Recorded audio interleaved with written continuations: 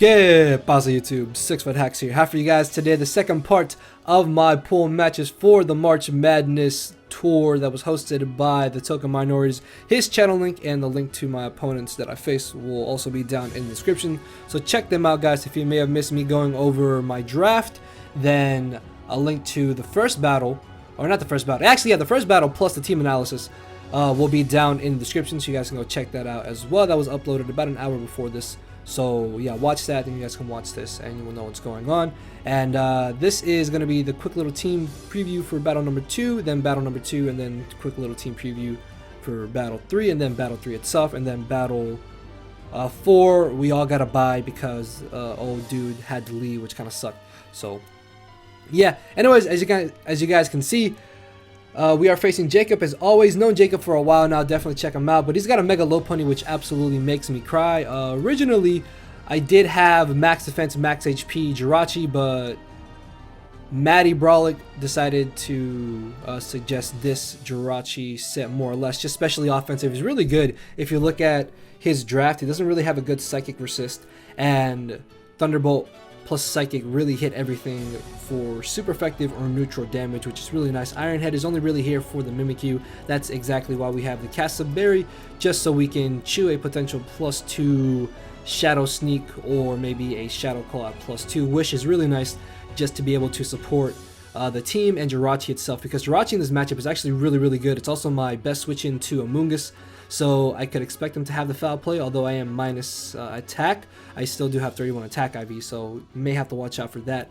But this also means that I need a bit of a better answer to the low pony, so I decided to bring max defense, max HP Shaman, which can live 2 high jump kicks after rocks and protect. I don't have anything to hit the Skarmory or the Amoonguss with. Amoonguss is just going to be really annoying in general, so not entirely too concerned about that.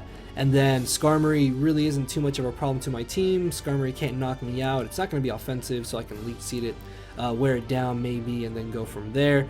I also get to bring almost max defense, max HP Finny, which also lets me check the Mega Low Pony a little bit better. Also helps me switch into Skarmory, Zygarde, and Mimikyu.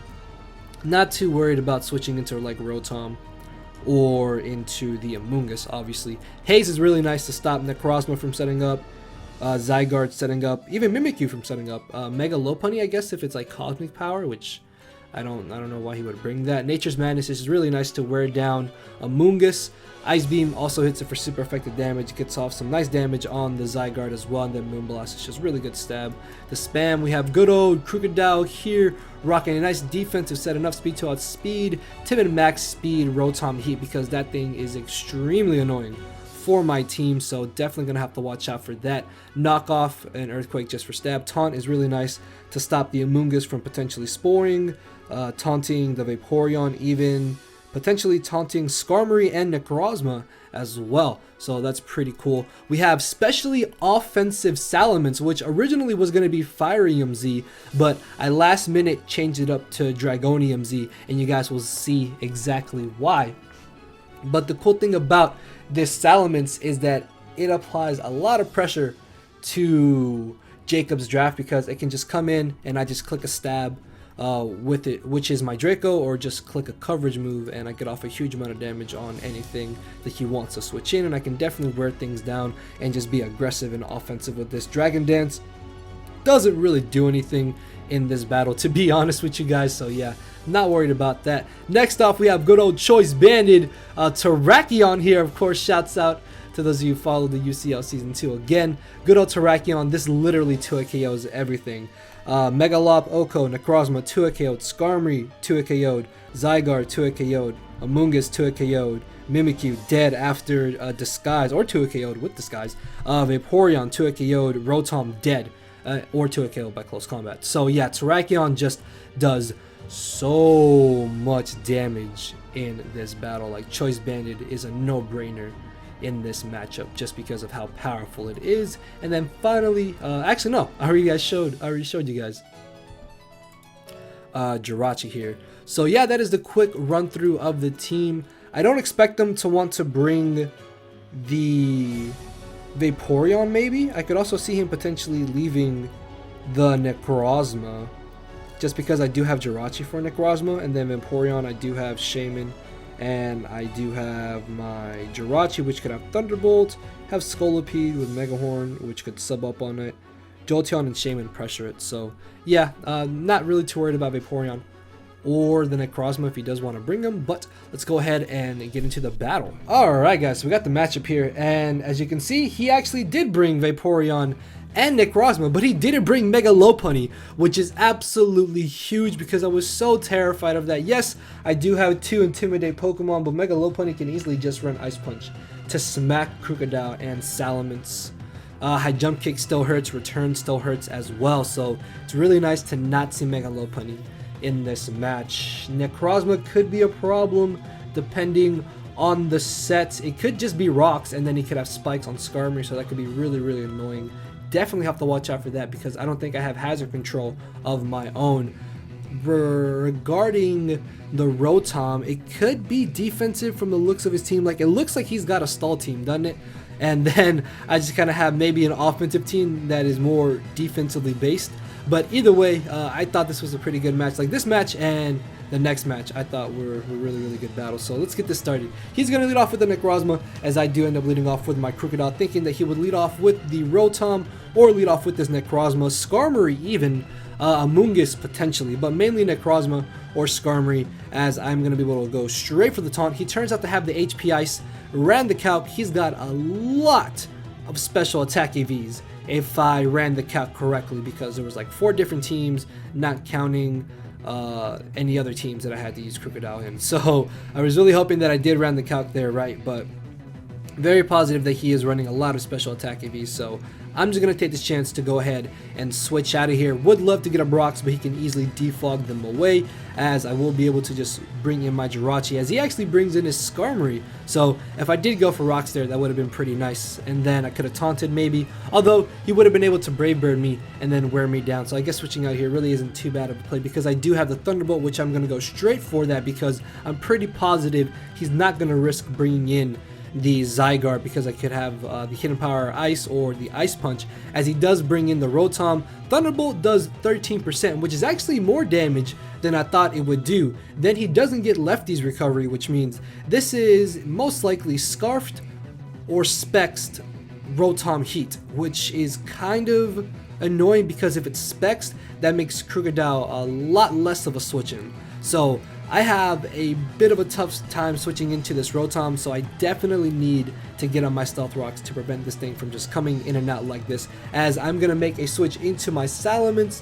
Luckily, he ends up going for the Overheat and not the Volt switch, as I will be able to chew that. Because it did 51%, I now know that he is Choice Specs, and then I'm going to make a really, really good play here. This is exactly why I wanted to have the Dragonium Z instead of the Firium Z, because by bringing in Salamence, he thinks I'm probably going to go for a Roost.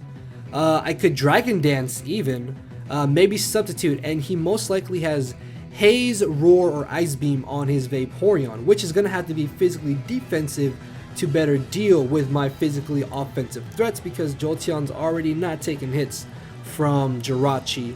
Well, potentially Jirachi, and then from Shaman and Jolteon as well. But Vaporeon's not going to be taking special hits very well. So, predicting him to bring in Vaporeon, I'm going to go for the Devastating Drake, catch it on the switch, and do a clean 67%. And then after lefties, I can knock him out with a Draco Meteor. Now, him going for Protect did cross my mind, so I thought about going for the Roost, but I felt like staying in here and just being aggressive with Draco Meteor was probably gonna be my best play to do, because if you look at his team, nothing can safely switch into a Draco. It's a damage roll on whether or not I knock out this Vaporeon, but it's a roll I am willing to take, because this Vaporeon could be a humongous problem to me in this battle. So I'm just gonna stay in, go for the Draco, get the roll, down goes the Vaporeon, and we are looking very, very good in this second match, as in comes a Necrozma. He knows that I'm fearing the Hidden Power Ice, so I'm gonna switch into my Finny here as he goes for the rocks. I'm then going to switch into my Crocodile, thinking that he would want to switch out. There was also the chance that he was maybe going to go for the Psychic, thinking that I would want to stay in and go for the Defog, because like I said, Necrozma should be running a lot of special attack EVs, as I will be able to Stealth Rock on the Amoonguss here. He ends up going for the Foul Play, thinking I'm going to switch into Jirachi, which I was very, very close to doing so. And then this turn, I do switch into my Jirachi, thinking he would go for the Giga Drain. And I could have risked bringing in my Salamence. I really thought about bringing in Ments, but if he did go for the Foul Play or the Sludge Bomb potentially, that would have been really bad for me. So luckily I'm able to get in Jirachi without having to take a Foul Play, and now I can potentially go for a Wish or just go for a Psychic, as I do end up going for the Psychic, getting off a nice bit of chip damage on the Zygarde, which I think after running the calc, he was a defensive Zygarde as opposed to a more offensive variant, and he does know I could still potentially have the Ice Punch or the Hidden Power Ice, so I was pretty sure he wouldn't go for a substitute here, as I make an aggressive and kind of safe switch into my Shaman, as he does make a safe switch into his Amoonguss, because if I did have the Ice move on my Jirachi, obviously wouldn't have done too much damage to this Amoonguss, but if I did leave in my Jirachi as he brought in Amoonguss, then I could have just stayed in with Jirachi the following turn, click Psychic again, and got off more chip damage on the Zygarde potentially. But he does end up bringing in the Amoonguss on my Seed Flare, get the Spadef drop, which is really nice. Sludge Bomb isn't doing entirely too much damage to me, so I'm not too worried about it, as I will be able to Seed Flare here again. I can even go for Elite Seed or go for a Synthesis, as I do end up going for the Synthesis on a switch into the Skarmory, which I'm just going to go for Spikes here. If he's going to start Spike stacking, I'm going to go for Leech Seed, and then if he's going to start Spike stacking me, I'm going to start wearing him down, as he actually just ends up going for the Whirlwind. Obviously don't want him to start spiking, so I am going to go for the Taunt, as he turns out to try and go for the Roost. That is fine by me, because I'm in a pretty good scenario right now where I can honestly just go for Knockoff, as it turns out that he has the Rocky Helmet, which does kind of suck because he gets off that extra little bit of chip damage on my Crocodile, which I do want to keep healthy to potentially take a hit from the Amoonguss, maybe the Rotom, but it's fine, as I will be able to bring in my Jirachi here on his next Brave Bird. At this point he has to choose, does he want to risk roosting here and losing Skarmory, or does he just sack it off? And I'm going to go straight for the Psychic, force him to sack it off. I was thinking about going for the Wish, but ultimately I don't think that would have been worth it. Although it could have been nice maybe to have Crocodile add a bit more HP, but it's fine, as in comes a Necrozma. He's going to pull a really nice double switch here into his Amoonguss, as unfortunately I don't have anything to touch this Amoonguss with, so I'm just going to try to fodder off my Shaman here, just hoping to get off a little bit of chip damage with the Seed Flare and a potential Spadef drop. But because he goes for the Foul Play, I'm actually going to switch directly into my Crocodile, thinking that I could probably just go for the Knockoff. There's a chance he may not knock me out with the Giga Drain, maybe, but at this point I guess I don't really need Crocodile, just for the fact that Terrakion comes in and gets a kill once this Amoonguss is weakened a little bit more, and then depending on how much HP and defensive Vs Necrozma has, it's also just straight to a KO'd by my close combat. So I end up switching into my Crocodile, expecting him to want to go for the Foul Play. Another good thing about this is that by getting off this Intimidate, I have a safer chance to bring in my Jirachi to just better deal with this Amoonguss and potentially force him out and maybe pass off a Wish to something else. But either way, was very positive that he was going to go for the Foul Play here, as I'm actually going to go for the Knockoff, and it turns out that he has the Assault Vest, which I was thinking that was maybe what it was. There was also the chance that he was the Flying move Weakening Berry, so that could have been pretty cool, but he does turn out to have the Assault Vest, which means he doesn't have the Spore, which means he doesn't have any other status move, which is really good, because that just means nothing on my team has to be put to sleep, as he does unfortunately knock me out with the Giga Drain, allowing me to bring in my Salamence, and I can just click Fire Blast here, probably roast something. There's also the chance that he's going to stay in and try and Sludge Bomb me or Hidden Power Ice me, hoping that he lives a hit. So what I'm going to do is actually go for the Roost as he switches into his Rotom, and now I click Draco Meteor, or I click Hydro Pump, or I click Fire Blast. In hindsight, I think Hydro Pumping there probably would have been the better play, because he could have most definitely switched into Amoonguss.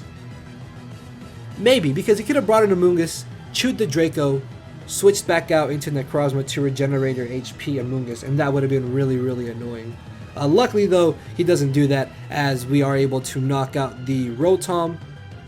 And I'm just going to probably sack off my Shaman here to this Necrozma, but because I can actually live another Psychic after leftovers, I'm going to go for the Protect here, because this way he's probably going to switch out. So what I can do is either capitalize on this or just go for a safe Seed Flare, giving me an extra chance to get a Spadef drop on this Amoonguss, as I unfortunately miss my next Seed Flare and then he gets a crit. That crit does kind of matter, because I might have been able to live a Sludge Bomb after going for Protect, and then that way I could have Seed Flared again for more chip and maybe another Spadef drop.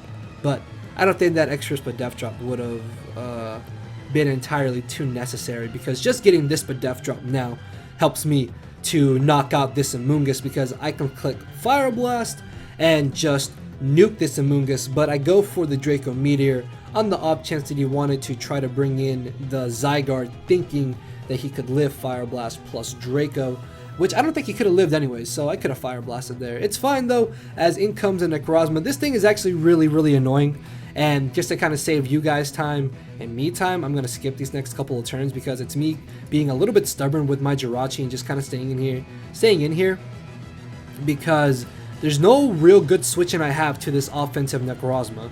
My Finny needs to be at full HP in order for it to still take on the Zygarde 1v1, which I don't know what set it is, so I'm not going to risk my Finny being lower at any lesser amount of HP, or let it be at any low HP, is what I'm trying to say. I'm trying to keep Finny healthy, and then I'm trying to beat this Necrozma too, which luckily I get a couple Iron Head flinches, and then unfortunately get 2 crits. I'm not sure how much those crits really mattered, because they just kind of helped me beat Necrozma a little bit faster. I also could have gone for Thunderbolt and got the Paralyze, and then from there I could have probably risked switching into Finny to then taunt him, then wear him down, and then Finny 1v1's Zygarde anyways. So yeah, I don't think that really mattered, as in comes the next Pokemon, which is his final Pokemon, which is the Zygarde. And yeah, there's really nothing he can do. I do manage to get the Intimidate off, force him to knock me out here, as I can bring in my Finny. It turns out that he has the Camouflage, which turns him into a Fairy type, which I was not at all expecting. And I thought this was really cool, because if I didn't have Haze on my Tapu Fini, there was a chance that he might have actually been able to win this battle, because he has Dragon Dance and Coil, which is insane. I did not expect that at all. Luckily though, do have the Nature's Madness and the Haze, so all I have to do is just keep this Zygarde at around 30-40%, and Horse just knocks him out. So yeah, that is going to be the battle, guys. So a bit of a lengthy battle there. Luckily though, able to pull out the win. Let's take a look at the second team and get into the into the third team and get into the third battle. Alright guys, so we have the third matchup here. As you can see from my opponent's team, he has an absolutely terrifying team. Thunderous Eye is another huge threat to my team. Like, that thing is insanely hard to switch into. Offensive Starmie is super annoying as well, so I definitely have to watch out for that. Excadrill in the sand is absolutely terrifying after a Swords Dance, so that's another huge problem. And this is probably the funnest team that I think I made for these pool matches. So as you can see here, we have Spadef Jirachi with 4 attack EVs. These 4 attack EVs actually help me with the roll against something. I'm not sure, but ensures that I can 2 or 3 KO something on his team. I'm not really too sure what it was, but I do know that these 4 random EVs in attack are useful. 40 defensive EVs just to take defensive hits a little bit better. Then we have 16 speed EVs. That way we can outspeed non-speed EV'd Zard X if for some reason he wants to run it without speed, which I'm pretty sure he's going to run a bulky Zard X. I feel like Jolly or Adamant max speed really isn't the way to go in this game. Toxic is just really nice to wear things down, especially Thunderous if I'm able to Toxic it. Landorus T even on the potential switch-in. Although, yes, we do have Misty Terrain with Thalia here, or Thalia, however you want to pronounce it. The Tapu Fini, but that shouldn't be too bad because I can just kind of stall out the turns of Misty Terrain potentially and then Toxic something. Reflect is really, really good in this match because Buzzwole is terrifying. Excadrill is terrifying. Landorus is terrifying. Charizard is terrifying. He has 4 scary physically offensive Pokemon that all kind of get stopped by Reflect for a couple of turns, which is really good. So super happy about that. Surf and Moonblast are just here for stab, and then Defog is just really nice because this is a really defensive team. Next off, we have... No, what is this? No, hold on. This is the wrong set. This should be Roost, Wish, Dragon Pulse, and I think it was Flamethrower, if I'm not mistaken. Yeah, so this should be the exact spread. Has enough speed to outspeed non-speed EV'd Megazord X, and can definitely keep things in check. This should be leftovers. So this is pretty cool because this is one half of my Intimidate core to kind of mitigate his scary offensive mons.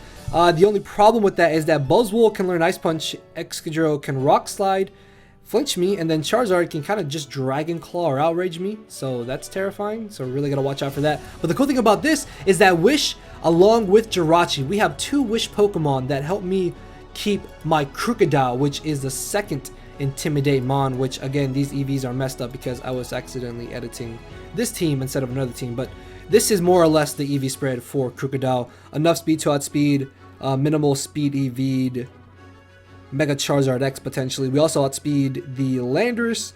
I think we outspeed Buzzwole too.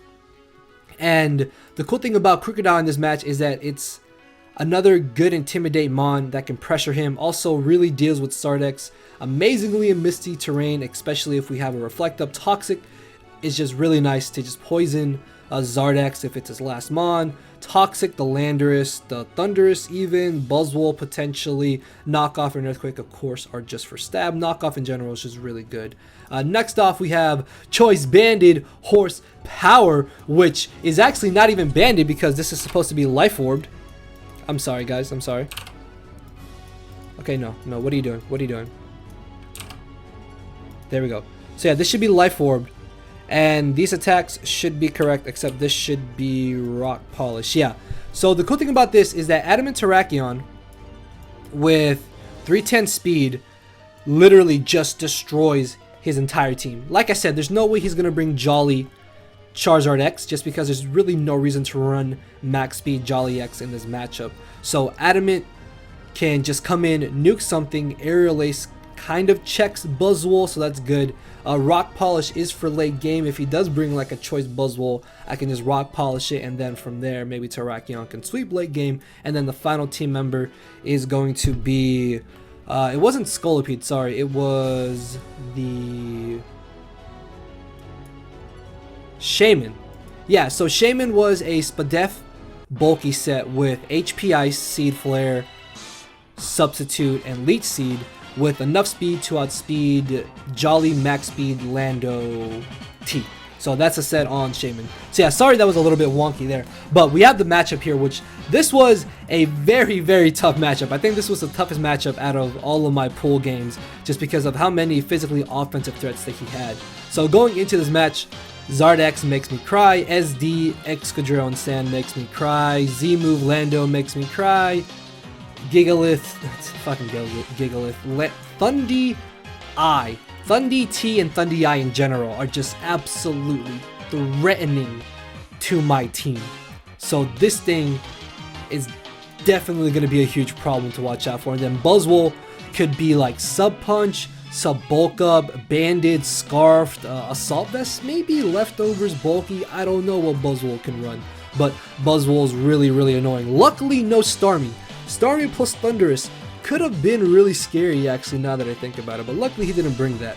So looking at the team preview, my best lead I thought was going to be my Crocodile, and I almost think he brought Defiant Thunderous and led Defiant Thunderous because he saw that in my first 2 games I led Crocodile, so this is most likely why he led Thunderous. I was really close to leading Shaman. I wanted to lead Shaman so badly, but I didn't want to risk him leading Landorus and it being like Z move rocks or something like that. He could have also maybe led Zard X, which is another reason why I wanted to lead Crocodile, but just leading Shaman here would have been absolutely amazing because now this thing is at +1 and I don't want to stay in, so I switch out.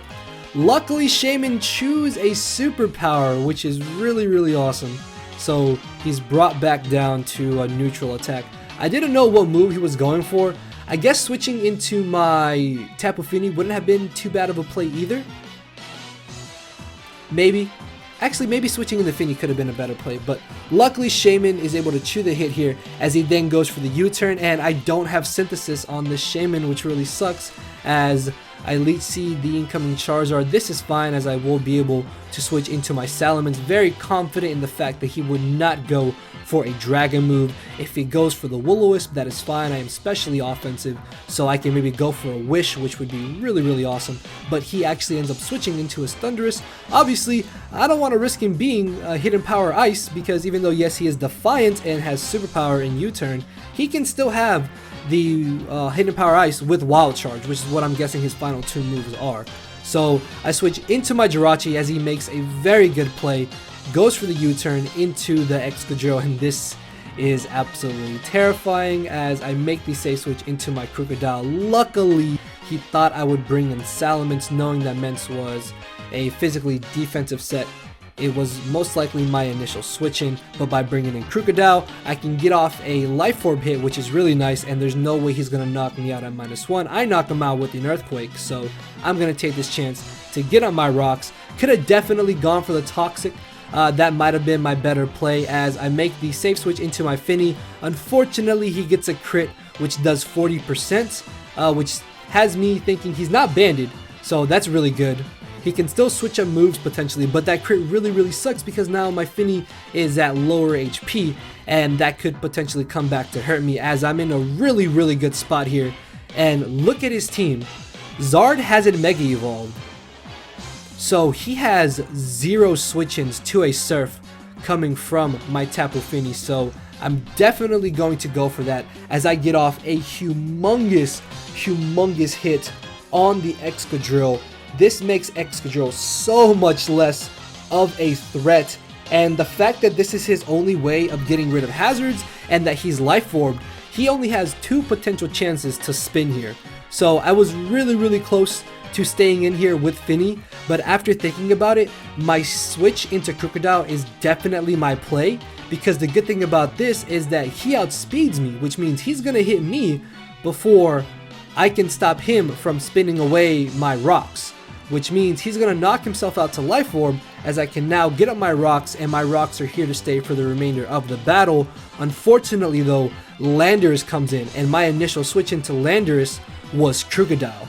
So this is really bad because I'm probably gonna have to sack something off to this Landorus, but I decide to bring in my Mence, hoping that he wouldn't go for the Stone Edge, but he does end up making the good play in Stone Edging, and judging for how much damage that Stone Edge did and running the calc, he is definitely Adamant Max Attack, which means he has to be Z-Move. So he's not Rocky Helmet, he's not Scarfed, he's not Banded, he is Z-Move Lando, and that is utterly terrifying.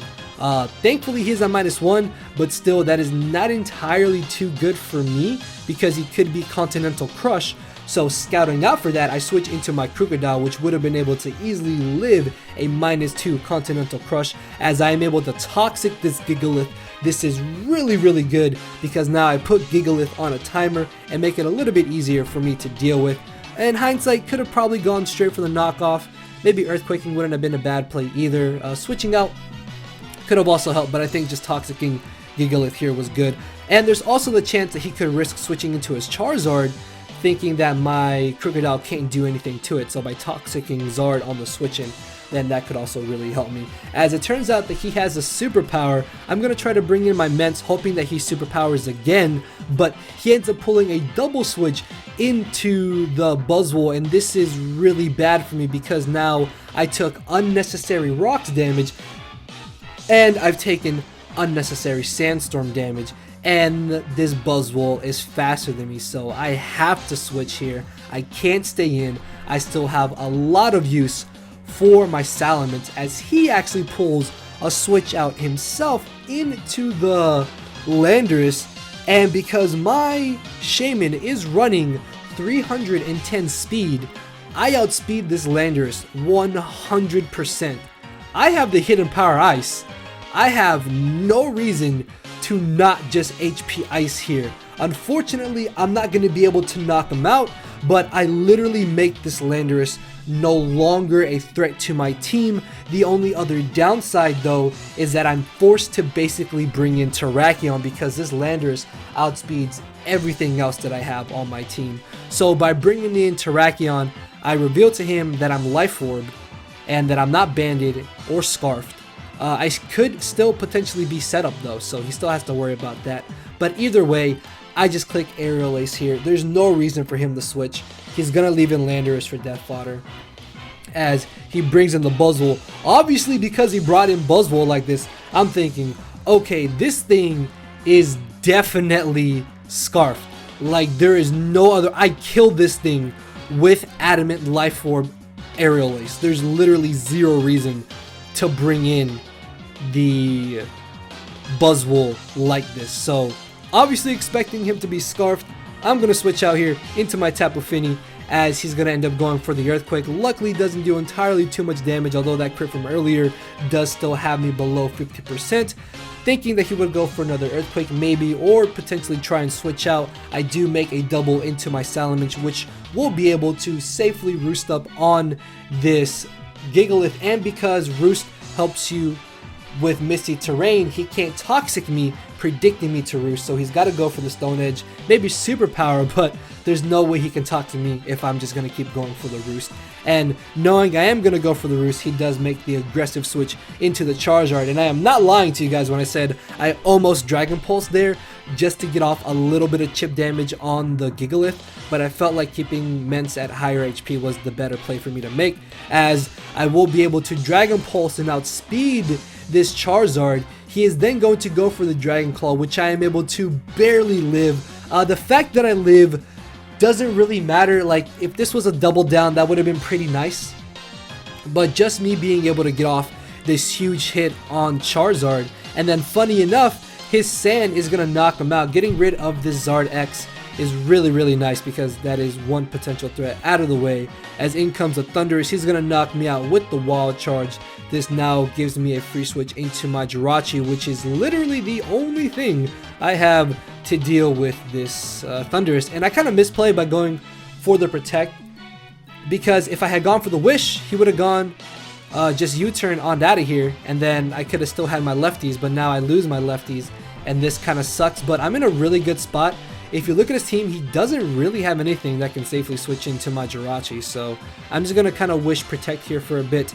As in comes the Gigalith, this thing is going to get knocked out by any move I want to go for, but because he made this play, I can then pass off the Wish to my Tapu Fini and be brought back up to a solid amount of HP. He still doesn't know I have the Reflect, so if he tries to bring in the Buzzwole here, I was most likely going to go for the Reflect, but because he brought in the Thundurus, he still knocks me out with the Wild Charge, so I'm going to be forced to switch out here as I sack off my Terrakion, because Terrakion doesn't really do anything to his Buzzwole, because again, I think that he's scarfed, and this Thundurus outspeeds me, so he's going to knock me out with the Wild Charge, as I can now bring back in my Jirachi.